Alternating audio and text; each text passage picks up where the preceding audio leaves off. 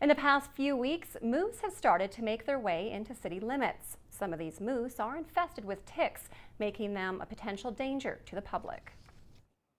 As the snow melts, some moose start to come into the city limits looking for easier food sources. However, they also bring with them thousands of blood-sucking ticks. They look absolutely horrible.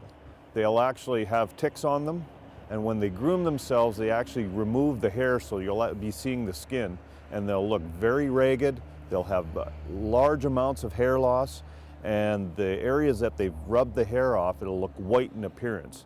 These moose continue to graze on the ornamental trees in neighborhoods, trying to gain back their strength. The concern is these moose become more aggressive when the infestation of ticks becomes agonizing. When moose are infested with ticks, they'll act in two different ways. Quite often they'll be quite lethargic. They won't move very quickly, they're trying to save energy, or they could be very irritated from all the ticks on their body, and they can act out aggressively.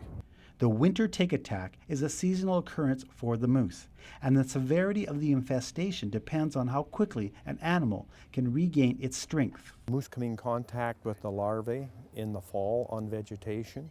The ticks larvae then become attached to the hair, move to the body, and then they live on the animal throughout the summer, and they feed upon the animal, the blood. They then fall off around April.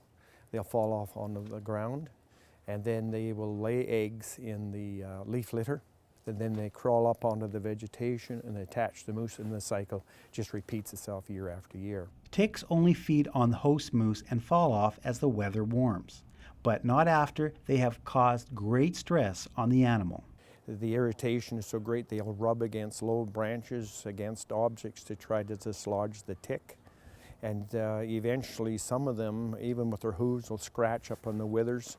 And as the hair continually is removed, you get a white, which we call a ghost moose, where they have most of the hair removed. But it's a very irritating time.